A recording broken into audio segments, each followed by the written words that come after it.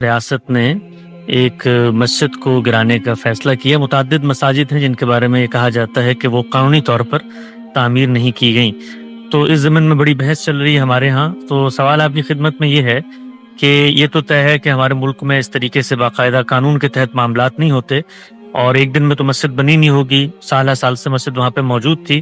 تو اب اگر ریاست کو خیال آیا ہے کہ یہ غیر قانونی تھی تو اس کو گرانا چاہتے ہیں، تو آپ کی نظر میں ایک چیز جو قائم ہو چکی ہو، اس کا ایک وجود وہاں پر ہو، اس میں لوگ آتے جاتے ہوں، تو کیا اس سب کے باوجود اس کو اس طرح سے گرا دینا چاہیے؟ اس کا ایک تشخص ہے، لوگ کچھ حوالے بھی دے رہے ہیں کہ ایک جگہ پر اگر مسجد تعمیر ہو جائے تو قیامت تک وہ مسجد کی جگہ رہتی ہے۔ تو اس ضمن میں کیا آپ کا خیال؟ اس طرح کی کوئی چیز ہمارے دین میں بیان نہیں کی گئی۔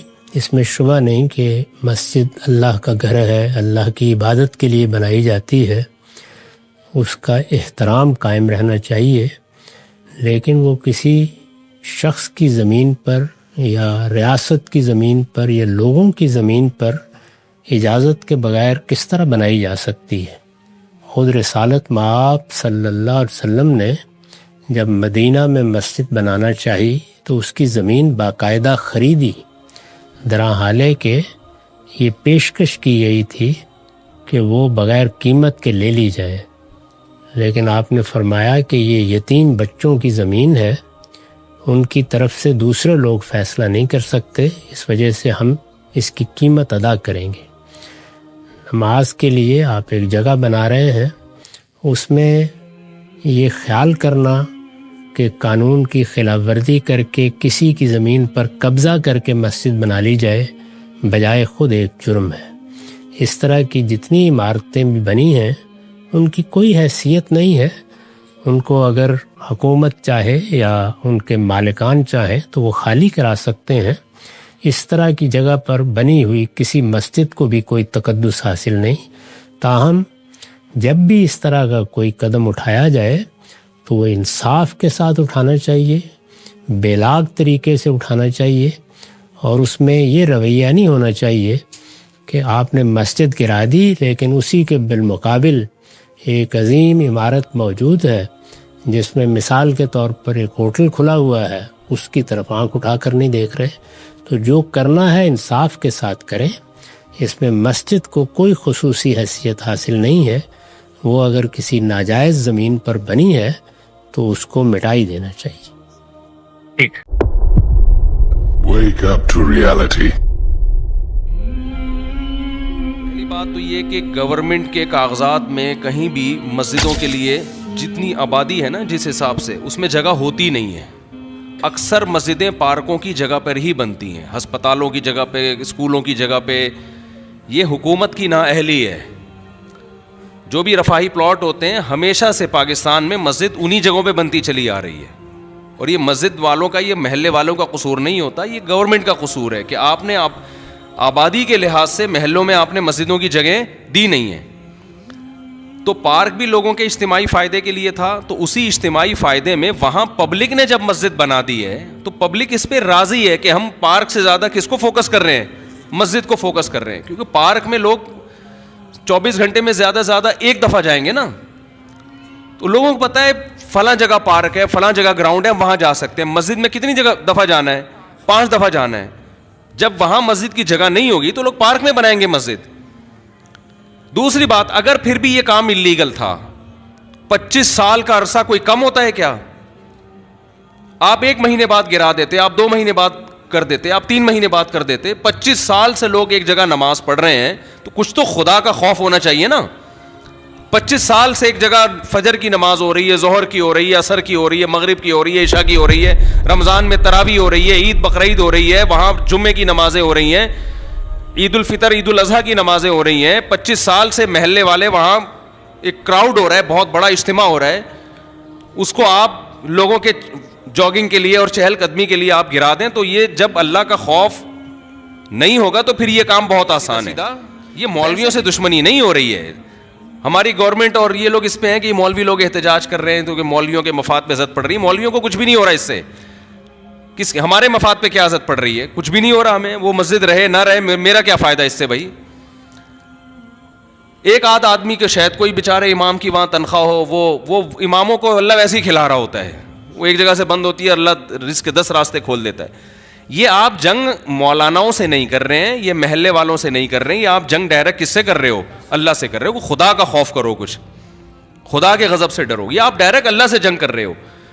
ذاتی ملکیت کسی کی ہوتی ہے نا تو ہم سب سے پہلے کہتے کہ یار اس کو گرانا چاہیے. کسی کی زمین پہ قبضہ کر کے مسجد اگر کوئی بنا دے, فقہا کا اتفاق ہے کہ اس جگہ پہ نماز پڑھنا بھی جائز نہیں ہے. نماز پڑھیں گے دوبارہ پڑھنی پڑے گی آپ کو, لیکن یہ ذاتی ملکیت نہیں تھی, یہ حکومت کی جگہ تھی. تو حکومت کی جو جگہ ہوتی ہے وہ گورنمنٹ کی نہیں ہوتی, وہ پبلک کی ہوتی ہے.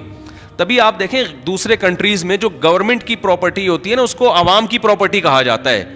ہمارے یہاں اس کو گورنمنٹ کی کہا جاتا ہے. الفاظ سے بڑا فرق پڑتا ہے. باہر ملکوں میں اس کو کہتے ہیں پبلک پراپرٹی ہے, یہ مفاد عامہ کے لیے. ہمارے ہاں لفظ کیا استعمال کیا جاتا ہے؟ حکومت کی. اس کا نقصان یہ ہوتا ہے کہ لوگ سمجھتے ہیں حکومت اب اس میں خود مختار ہے. یہ لفظ ہی غلط ہے. یہ پبلک حکومت کی کوئی چیز نہیں ہوتی. جو حکومت کی چیز ہوتی ہے وہ اصل میں کس کی ہوتی ہے؟ وہ عوام کی ہوتی ہے. تو گورنمنٹ کو یہ اختیار نہیں ہوتا کہ اس میں تصرفات کرنا شروع کر دے. تو مسجدوں کے نسلا ٹاور, اس کے ساتھ بھی یہی ہوا. کتنے سال سے لوگ رہ رہے تھے وہاں پہ, اچھا خاصا ٹائم ہو گیا. اچھا وہاں اس کے اونر چونکہ میرے بیان میں بھی بیٹھتے ہیں, ان کے ریلیٹیوز لوگ ہیں, انہوں نے مجھے کہا کہ مفتی صاحب یہ بہت ظلم ہو رہا ہے کیونکہ اس ٹاور کے سارے ڈاکومنٹس مکمل ہیں. دیکھیں جب بھی کوئی بلڈر بلڈنگ تعمیل کرتا ہے نا تو لیگل کیے بغیر تو ممکن ہی نہیں. اتنی بڑی بڑی بلڈنگیں انلیگل جگہ پہ بن ہی نہیں سکتی ہیں. آپ کا قانون اتنا پیچیدہ ہے کہ آپ نے ایک بلڈنگ بنا دی, 15 20 30 سال سے لوگ رہ رہے ہیں. کسی بھی سرپھرے کا موڈ اٹھتا ہے نا, وہ کوئی نہ کوئی کاغذ نکال کے لا کے کیس کر دیتا ہے.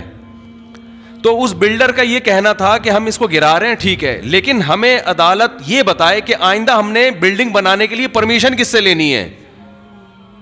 سمجھ میں آ رہی ہے بات؟ ایک آفیسر نے سائن کر دیے, وہ اس کا ٹرانسفر ہو گیا, دوسرا کہتا ہے میں نہیں مانتا اس کو. آپ کا نظام اتنا گندا, اتنا پلید, اتنا غلیظ نظام ہے. اور اسلام آباد میں ایسے ہی کئی مسجدیں جو انلیگل بنی ہوئی تھی وہ لیگل ہو گئی ہیں. تو یہ اپنی ٹھڑک پوری کرنے کے ذریعے ہیں. 30 سال سے لوگ کسی آبادی میں رہ رہے ہیں, حکومت انلیگل قرار دے کے بلڈوزر پھیر دیتی ہے ان آبادیوں کے اوپر. بھائی جب یہ آپ اسی وقت کرتے ہیں نا یہ کام, اور جب آپ نے تاخیر کی ہے تو اب یہ اس بندے کا قصور نہیں ہے یا ان لوگوں کا قصور نہیں ہے جو اس بلڈنگ میں رہ رہے ہیں. یہ قصور کس کا ہے؟ گورنمنٹ کا. تو عدالت کو چاہیے گورنمنٹ کو جرمانہ ڈالے کہ اگر یہ بلڈنگ ہم گرا رہے ہیں تو جتنے کی ابھی اس کی جو مارکیٹ ویلیو ہے, تمام لوگوں کو اور بلڈر کو جو نقصان ہوا ہے گورنمنٹ پہلے پے کرے گی, اس کے بعد یہ بلڈنگ گرے گی. میں پہلے پے کرنے کا اس لیے کہہ رہا ہوں کہ کوئی بھروسہ نہیں, عدالت کہتے ہیں ہاں بھائی یہ گورنمنٹ پے کرے گی, تو گورنمنٹ سے نکلوانا کسی کے باپ میں بھی دم نہیں ہے کہ گورنمنٹ سے ایک دھیلا نکلوا دے. وہ 25 سال سے میرے بھائی ایک تو پبلک پراپرٹی ہے, اس میں ایک مسجد بنی ہوئی ہے, کسی کو کوئی اعتراض نہیں ہے, اور وہ 25 سال کوئی کم عرصہ نہیں ہوتا. آپ کو اعتراض تھا, آپ پہلے سال کر لیتے, دوسرے سال کر لیتے. اب اپنی نااہلی کی سزا آپ وہاں کی عوام کو نہ دیں. اور یہ عوام کا اپنا دفاع نہیں کر رہے, یہ کس کا دفاع کر رہے ہیں؟ یہ اللہ کا. اللہ کہہ رہے میری زمین ہے, میرے نام وقف ہو چکی ہے, میں لوگ نماز پڑھتے ہیں, تو بھی اللہ کے لیے یہ کام وہیں کی عوام کرے گی تو اس کا کوئی مؤثر اثر ہوگا, ورنہ باتوں سے کچھ نہیں ہوتا. شرعی مسئلہ یہ ہے کہ قبضے کی جگہ پر مسجد نہیں بنائی جا سکتی, اور یہ کوئی بھی عالم دین آپ کو یہ نہیں کہے گا کہ آپ قبضے کی جگہ کے اوپر مسجد بنائیں. لیکن بن چکی ہے تو اب جس طرح آپ بڑے بڑے ٹائکونز کو لیگلائز کر دیتے ہیں ان کی پراپرٹیز کو, تو ٹھیک ہے اس مسجد کا بھی جو آپ سمجھتے ہیں معاوضہ بنتا ہے اس جگہ کا وہ لے کے لیگلائز کر دیں. اب یہ نہیں ہو سکتا کہ آپ 2 قوانین رکھنا شروع کر دیں, عام لوگوں کے لیے اور قانون ہو اور بڑوں کے لیے اور قانون. باقی یہ میں بھی اس کو کنڈیم کرتا ہوں کہ قبضے کی جگہ پہ بالکل مسجد نہیں ہونی چاہیے. اسلام آباد میں اس وقت آلموسٹ 250 کے قریب مساجد ایسی ہیں جو انلیگل ہیں. لاہور میں 1000 کے قریب ہے, کراچی میں 5000 کے قریب ہے. یعنی یہ محتاط میں آپ کو فگرز بتا رہا ہوں, اس سے زیادہ ہی ہوں گی. تو نہیں ہونی چاہیے. البتہ رہ گیا مسئلہ نماز کا, تو نماز تو ہو جائے گی, لیکن ڈسکریج کرنا چاہیے ایسی مساجد میں نماز پڑھنے کو کہ جو اللہ تعالیٰ کی نافرمانی کرنے کے بعد بنائی گئی ہے. لیکن اگر کوئی وہاں پہ نماز پڑھتا ہے نا, نماز ہو جائے گی. نماز تو اگر کوئی گرجے میں بھی جا کے پڑھے اور سامنے کوئی بت نہ ہو تو وہاں پہ بھی ہو جائے گی. صحیح بخاری اور صحیح مسلم دونوں میں حدیث موجود ہے. اللہ کے محبوب صلی اللہ علیہ وآلہ وسلم فرماتے ہیں اللہ تعالیٰ نے مجھے 5 ایسی خصوصیات دی ہیں جو مجھ سے پہلے کسی پیغمبر کو نہیں دی۔ نمبر 1، پوری زمین میرے لیے سجدہ گاہ اللہ نے بنا دی ہے، میرا امتی جہاں چاہے نماز ادا کر سکتا ہے۔ اگلی امتوں میں صرف مسجد میں نماز ہو سکتی تھی یا سجدہ گاہ جو معبد بنے ہوئے ہوتے تھے۔ دوسرا، اللہ تعالیٰ نے مال غنیمت میرے لیے حلال کر دیا، اگلی امتوں کے لیے مال غنیمت حلال نہیں ہوتا تھا بلکہ اوپن میدان میں رکھتے تھے، اور قرآن میں بھی سورہ ال عمران میں اس کا ذکر اشارتاً موجود ہے۔ آسمان سے ایک بجلی آگ آتی تھی، اسے جلا دیتی تھی۔ نمبر 3، 1 مہینے کی مسافت سے اللہ تعالیٰ نے میرا روب ڈال دیا ہے کافروں کے اوپر۔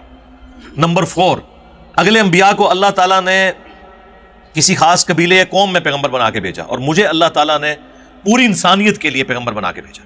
وَمَا أَرْسَلْنَاكَ إِلَّا كَافَّةً لِلنَّاسِ بَشِيرًا وَنَذِيرًا، اے محبوب صلی اللہ علیہ وآلہ وسلم، ہم نے آپ کو نہیں بھیجا مگر پوری انسانیت کے لیے خوشخبری دینے والا اور ڈر سنانے والا۔ وَمَا أَرْسَلْنَاكَ إِلَّا رَحْمَةً لِلْعَالَمِينَ، اور اے محبوب صلی اللہ علیہ وآلہ وسلم، ہم نے آپ کو نہیں بھیجا مگر رحمت بنا کر تمام جہان والوں کے لیے۔ لہٰذا یہ جگہوں پہ جو قبضے ہیں یہ حقوق العباد کا مسئلہ ہے۔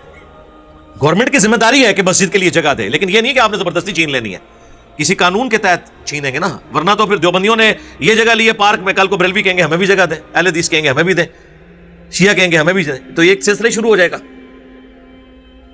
تو قبضے کی جگہ تو نہیں آپ لے سکتے اس بنیاد پہ کہ حکومت نے جگہ نہیں دی ہے، آپ اس کو لیگل طریقے سے معاملات کو لے کے چلیں۔ صحیح بخاری اور صحیح مسلم دونوں میں حدیث ہے، سعید ابن زید حضرت عمر کے بہنوئی ہیں، عشرہ مبشرہ اصحاب میں سے ایک ہے۔ ان کے اوپر ایک عورت نے الزام لگایا، اس عورت کا نام تھا اروا، اروا الف کے ساتھ، الف را وا اور یا۔ ایک لفظ ہے عروا، وہ مردوں کا نام ہوتا ہے، وہ عین کے ساتھ ہوتا ہے، اس کے اوپر پیش ہوتا ہے، اور بائی چانس یہ دونوں نام اس حدیث میں ہے۔ عروا ابن زبیر روایت کرتے ہیں کہ اروا نامی ایک عورت تھی جس نے الزام لگایا سعید ابن زید پر کہ اس نے میری زمین پہ قبضہ کر لیا۔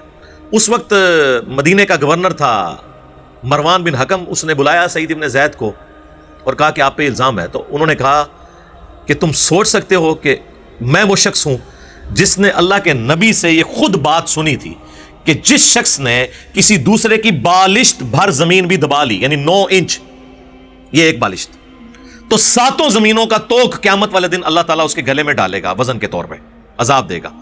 جبکہ یہ خود بات میں نے اللہ کے نبی سے سن رکھی ہو، اس کے باوجود میں کسی کی زمین دبانے کا سوچ بھی سکتا ہوں۔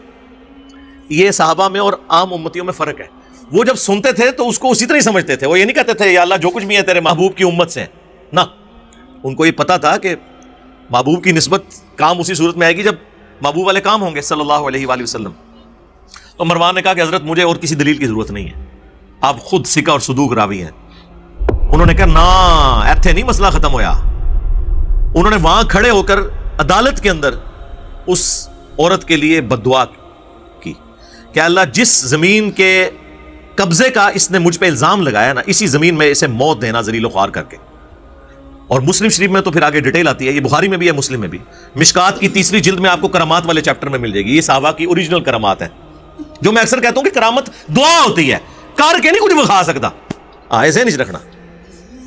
تو مسلم شریف میں تفصیل میں آتا ہے کہ وہ اندھی ہو گئی تھی، اور بالآخر جس زمین کا جھوٹا الزام اس نے لگایا تھا نا، اسی زمین میں ایک اندھے کنویں میں وہ گر کے مری، اور وہاں اس کی قبر وہ کنویں میں ہی بن گئی، اور وہ اس وقت کہتی تھی کہ مجھے سعید کی بددعا لگ گئی۔ لیکن وہ بددعا پھر آپ کو پتا ریورس نہیں ہوتی، وہ شخص چاہے بھی تو ریورس نہیں ہوتی، یہ اللہ کا ایک قانون ہے۔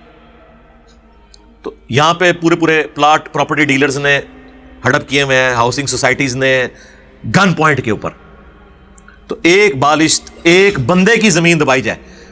یہ جو پبلک پارک ہے یہ تو ساری پبلک سے معافی کروانی پڑے گی، ایک بندے کی نہیں ہوتی، یہ عوام الناس کی پراپرٹی ہے۔ تو یہ تو 7 ملٹیپلائی بائی جتنی آبادی ہے نا اس علاقے کی، اتنی زمینوں کا لوڈ اس کے اوپر ڈلنا ہے جس نے یہ حرکت کی ہے۔ اور سپریم کورٹ سے میں کہوں گا کہ ساتھ ہی ساتھ ان اداروں پر بھی کوئی سزا قائم کریں جنہوں نے یہ بننے دیا۔ اتنی بڑی وہ 5-6 سٹوری بلڈنگ، 7,000 نمازیوں کی گنجائش، وہ ایک دن میں تو نہیں بنی، چندے اکٹھے کر کر کے بنائی ہے انہوں نے۔ جب بن رہی تھی اس وقت ہمارے یہ ریاستی ادارے اور جو متعلقہ محکمے تھے وہ کدھر مرے پڑے ہوئے تھے، ان کو کون سزا دے گا؟ بس ساروں نے آنکھیں بند کی ہوئی تھی۔ اور وہ صرف ادھر یہ مسئلہ نہیں ہے ادھر ہماری جو فورسز ہیں انہوں نے شادی ہال بھی بنائے ہوئے ہیں, وہ بھی سپریم کورٹ نے کہا وہ بھی گرائے جائیں. ساروں نے ہی اپنا اپنا حصہ ڈالا ہوا ہے. ظاہر ہے جی عوام جس طرح کی, اب ہمارے ریاستی اداروں کے لوگ بھی تو اسی عوام کا حصہ ہے نا, وہ کوئی خلائی مخلوق تو نہیں ہے, ادھر سے ہی آئے ہوئے ہیں. تو ان میں بھی وہی خرابیاں پائی جاتی ہیں جو ان میں عوام الناس کے اندر ہے. لیکن یہ آخرت میں جائیں گے تو پتہ چل جائے گا. صحیح بخاری میں حدیث ہے, اللہ کے محبوب صلی اللہ علیہ وآلہ وسلم نے فرمایا, جس نے دنیا میں کسی کے ساتھ کوئی ایسا لین دین کرنا ہے, کسی کا حق دبایا ہوا ہے, تو دنیا میں معافی تلافی کر لو, کیونکہ آخرت کے دن درہم اور دینار نہیں ہوں گے, تمہیں اپنی نیکیاں دے کر جان چھڑانی ہوگی, اور اگر نیکیاں ختم ہو گئیں تو دوسروں کے گناہوں کا وبال اٹھانا ہوگا. یہ صحیح بخاری کی حدیث ہے, اور اس کی تفصیل آئی ہے صحیح مسلم میں, بڑی مشہور حدیث. نبی علیہ السلام نے صحابہ سے پوچھا, جانتے ہو مفلس کون ہے؟ صحابہ نے کہا, یا رسول اللہ ہم تو اسی کو مفلس سمجھتے ہیں جس کے پاس دنیا کا مال متاع نہ ہو. آپ صلی اللہ علیہ وآلہ وسلم نے فرمایا, میری امت کا مفلس وہ ہے جو قیامت والے دن نماز, روزہ, زکوٰۃ, ساری بڑی بڑی نیکیاں, ایک ایک نیکیاں آپ نے گنوائی, ڈھیروں ڈھیر پہاڑوں کے برابر لے کر آیا, لیکن اس حال میں آیا کہ دنیا میں کسی کو گالی دی, کسی کا خون بہایا, کسی کو مارا پیٹا, کسی کا مال ہڑپ کر لیا, چاہے وہ زمین کی شکل میں کیا یا سونا چاندی کی شکل میں یا کرنسی کی شکل میں. اس سارے حقوق العباد والے ایشوز حضور نے گنوا کے کہا, وہ سب کے سب لوگ آ جائیں گے اللہ کی بارگاہ میں اور کہیں گے, یا اللہ آج تو ہمیں انصاف چاہیے. اللہ تعالیٰ فرمائے گا کہ آج تو درہم اور دینار نہیں ہے, اس طرح کرو اس کی نیکیاں لینی شروع کر دو. وہ پہاڑوں جتنی نیکیاں ختم ہو جائیں گی. ابھی بھی کچھ لوگ باقی ہوں گے جن کا اس نے بدلہ دینا ہوگا, وہ کہیں گے یا اللہ ہم کیا کریں, تو اللہ تعالیٰ فرمائے گا اس کی نیکیاں تو ہوگی ختم, اب اس طرح کرو کہ ریورس ایکشن سٹارٹ, تمہارے گناہ اس کے نامہ اعمال میں ڈالے جائیں گے, اور وہ اوندھا منہ کر کے پھر جہنم میں پھینک دیا جائے گا. میں غامدی صاحب کو سن رہا تھا, بڑی اچھی انہوں نے بات کی. انہوں نے کہا یہاں پہ لوگ سمجھتے ہیں کہ ہم اپنے رشتہ داروں کا مال دبا لیں گے. سورۃ النساء میں ہے نا, جو یتیموں کا مال ہڑپ کرتا ہے وہ اپنے پیٹ میں دوزخ کی آگ بھر رہے ہیں. وہ لوگ دنیا میں یہ آگ ڈورمنٹ پوزیشن میں ہے, آخرت میں ایکٹیو ہو جائے گی. دنیا میں آپ زبان پہ کوئلہ رکھیں ہیں, زبان جل جاتی ہے, لیکن حرام کا مال رکھیں تو کبھی نہیں ہوا کہ آپ کو تھوکنا پڑ جائے گا زبان جل گئی. کیوں؟ مورل لاس دنیا میں ایکٹیو نہیں ہے, وہ آخرت میں ایکٹیو ہوں گے. وہ پیٹ میں وہی جہنم کی آگ بن جائیں گے جو دنیا میں پیٹ کو نہیں جلاتے. بعض کو دنیا میں بھی سزا مل جاتی ہے, جسے نہیں ملی ٹینشن نہ لیں, آخرت کی تو اس سے بھی زیادہ سخت ہے. اور میں اپنی گفتگو کو کنکلوڈ کروں گا سیدنا علی بن ابی طالب کے اس قول پر رضی اللہ تعالیٰ عنہ علیہ السلام, جسے تلقی بالقبول حاصل ہے, اجماع امت ہے, کہ کوئی بھی معاشرہ بغیر مذہب کے تو چل سکتا ہے لیکن بغیر انصاف کے نہیں چل سکتا. آج یورپ میں, امریکہ میں عوام الناس خوشحالی کی زندگی گزار رہی ہے کیونکہ وہاں پر اشرافیہ کے لیے اور عوام کے لیے ایک قانون ہے, لیکن ہمارے ملک کے اندر ایک قانون نہیں ہے. اگر قانون کی حکمرانی چاہتے ہیں تو ایک قانون کر دیں سب کے لیے, تو انشاءاللہ تعالی پھر اس معاشرے میں آپ عدل و انصاف کی برکات آپ کو نظر آنا شروع کریں. باقی اگر آپ اس طرح سنگل آؤٹ کریں گے کہ اشرافیہ کو آپ 400 ارب روپیہ لے کے چھوڑ دیں گے, اشرافیہ کے گھر, ان کی بلڈنگز, ان کے اپارٹمنٹس آپ لیگلائز کریں گے, مساجد کو آپ کہیں گے گرا دیں, تو پھر ہمارے جیسے منصف مزاج جو سپیکرز ہیں وہ بھی آپ کے ساتھ کھڑے نہیں ہوں گے. ظاہر ہے کہ انصاف تو نہیں ہو رہا نا, انصاف تو یہ ہے کہ سب کے لیے برابر. تو اس مسجد کے لیے بھی ٹھیک ہے, اب جب آپ نے ایک پریسیڈنٹ سیٹ کیا ہے کہ آپ پیسے لے کر لیگل کر دیتے ہیں, بلکہ بڑوں کو تو بغیر پیسے لیے لیگل کر دیتے ہیں, تو کریں پھر آپ لیگل, بجائے کہ ملک کے اندر کوئی ہنگامہ کھڑا ہو. تو اس میں بیک فٹ پہ آنے پہ ہی عافیت ہے. صلو علی محمد و آل محمد, اللہم صلی علی محمد و علی آل محمد و اصحاب محمد اجمعین الی یوم الدین, آمین. خدا جسن کی جستجو مل گیا اس کا تو سب کا تو